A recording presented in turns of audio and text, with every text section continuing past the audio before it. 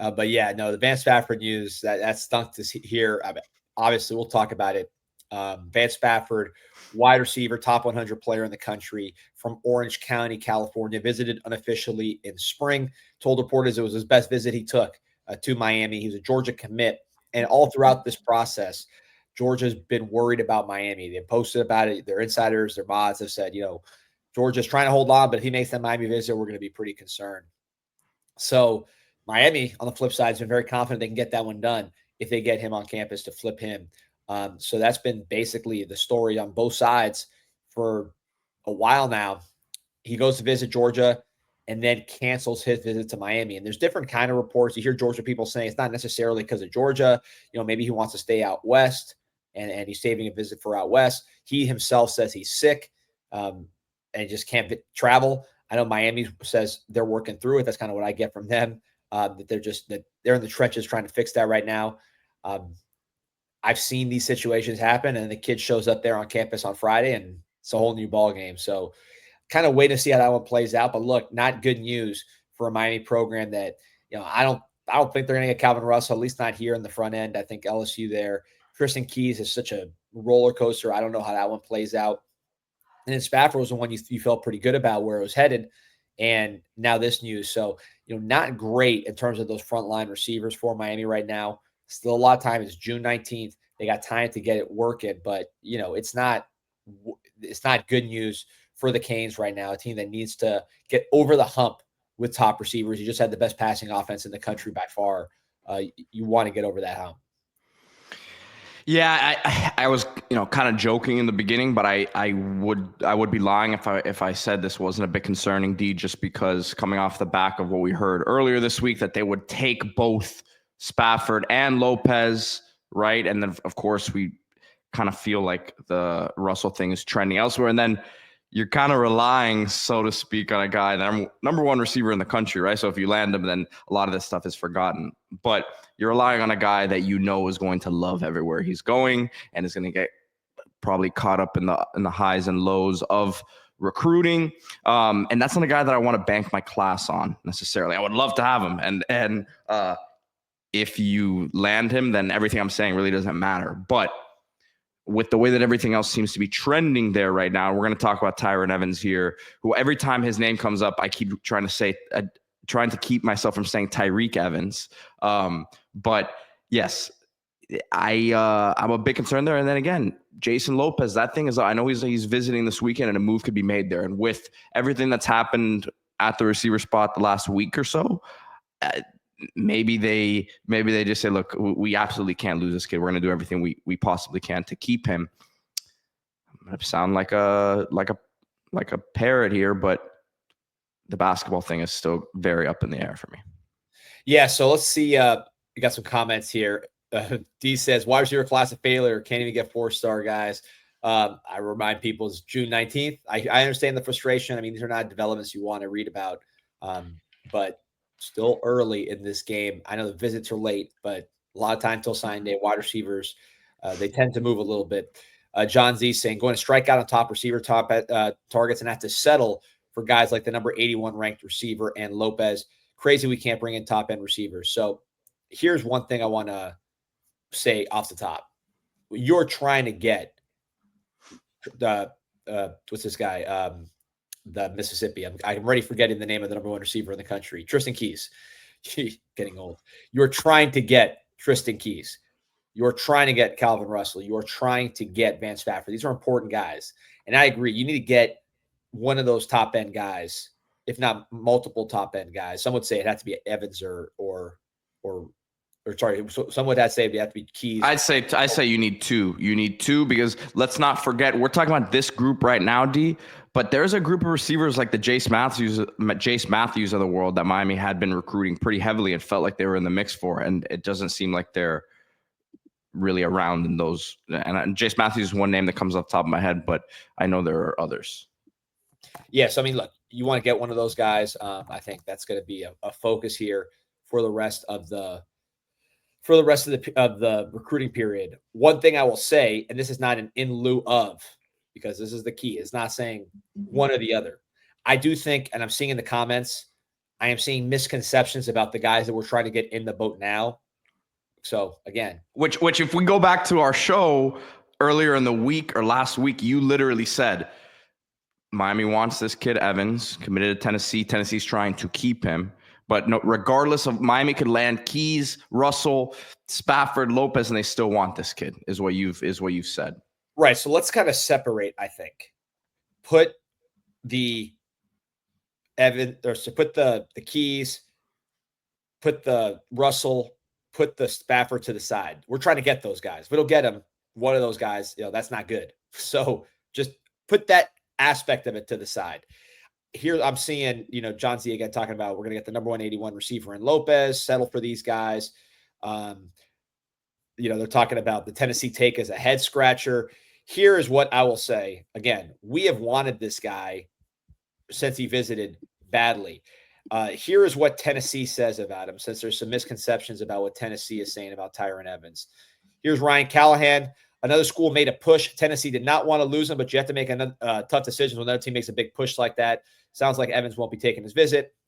Good length, plenty of speed, good player, long way from signing day. Rankings will change. His stock has continued to rise. And then I think this is accurate, which is that, Miami's having some trouble receiver, so we made a big push. Basically again, knowing how to read this is Tennessee's saying we made a real strong push at Evans because we need him, and Tennessee didn't want to lose him. But, we made an aggressive push. I'm sure finances has something to do with it, and that had to do. So, D-Birds are saying that they're enamored with Evans' height. I think they're enamored with a lot of things of Evans. And again, Tennessee's in the same boat. I would say 6'3". He's 200 pounds. So that's a height part of it. That's beyond the height part of it. And then the production, you're talking about over 36 catches, 980 yards, 27 yards a catch, 14 touchdowns. So I think that, again, has a lot to do with it. People pull up his highlights. Yeah, I have his highlights here loading. I'm actually looking at it because I was curious that he's a little bit lower rated than Isaiah Horton, but similar body type coming out, similar sort of offers as Isaiah Horton coming out as well. And I just think you look at the fact that he's committed to Tennessee and they want to keep him. It's not like Miami's really just like, on their own with this evaluation. No, and that's why I want to kind of separate. It's okay to be frustrated about the top end because, the spin is, hey, we don't need these top end guys because we got X. That's not what I am saying. We're trying to get those guys. If we don't get those guys, it's going to be a problem. Okay, one of those guys or multiple of those guys. So separate that. These are guys we wanted. I've seen comments about Wingo. I'm pretty sure that both Evans and Lopez are ahead of Wingo on the pecking order. I think clearly, this is not my board, but this is what I understand to be the case going in. Whether you agree with the evaluation or not, I can tell you these two things have nothing to do with the other. And I want to just make that clear so we can approach this the right way. But yeah, they definitely want some size in the room with Evans. I think productivity, they find it to be very twitchy, great athlete, and they liked him there. So that's, again, I think if it's Evans or Wingo, my read of the situation is they would much rather have Evans. Maybe I'm wrong. That's my read of the situation. The highlights are coming up now. D-Bree says mid-comp, I guess, when I was talking about Horton. I don't think I'm not saying the same exact player, but it's not like Horton was like the 400th ranked player in the country coming out of high school. Yeah. Or maybe saying mid-competition. I don't know. Oh, mid-comp. Okay. But I mean, yeah, that's not unusual. So again, I think Evans, separate from what's happening on the top end, this is a good development because this is a guy that staff wanted badly. Tennessee wanted to keep. You fought for him and you got him, or it looks like you're going to get him. Obviously, it's not done, but that's reading the tea leaves, knowing what I know. I think that's what you're looking at here. Here you go. Again, Charlotte receiver. So you see what they like about him is the suddenness. You see how quickly he created a separation on that plant. I think that's really one of the things that they like about Evans is that he can put his foot in the ground and quickly create separation at 6'3", 200 pounds. That's what they mean by twitchiness. I was just kind of stopped, and then very quickly had separation from his guy. I wonder, where is this? This seems like a college. Doesn't seem like a college stadium, but here we go. It's kind of coming across the middle. But yeah, I mean, this is a guy, like I said, that they were pretty high on for the big receiver. Lopez visits this weekend. We said it, Lopez and Spafford are traveling independently. They would have taken both of them if they wanted to come this weekend. We'll see what happens with Spafford. But I think Lopez, you got to think he's got a great chance to be in the class. I am personally of the opinion, and I've taken heat for this, that he is the best receiver in South Florida. That's just my opinion. To me, if this really went the right way, and if I was the boss of the world, you get a Tristan Keys and you get Jason Lopez. Those to me are the two best guys I've seen. Spafford probably too. But we'll see. We'll see how it goes. But yeah, that's a story here. They want Evans. They're trying to get him. I think Lopez, the basketball thing's an issue, but I have a hard time seeing a guy like Lopez come onto campus, get, recruited extremely hard, which Mario has wanted him really badly, and not get it done with FSU as the competition, a team with Gus Malzahn as the coach. That's just, or NC State, I think, was the other school he visited. I see that Georgia Tech. Yeah, and let me see. I'll pull it up. Go ahead, D. Yeah. With those schools competing in the football side, I don't see it. I mean, for a wide receiver, those are black holes.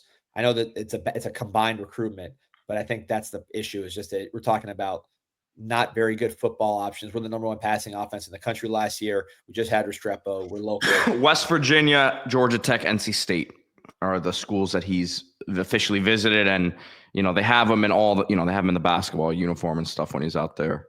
So it looks like they're obviously recruiting him on those on that side. Yeah, and you watch those highlights there in the red zone, quick separation for Evans.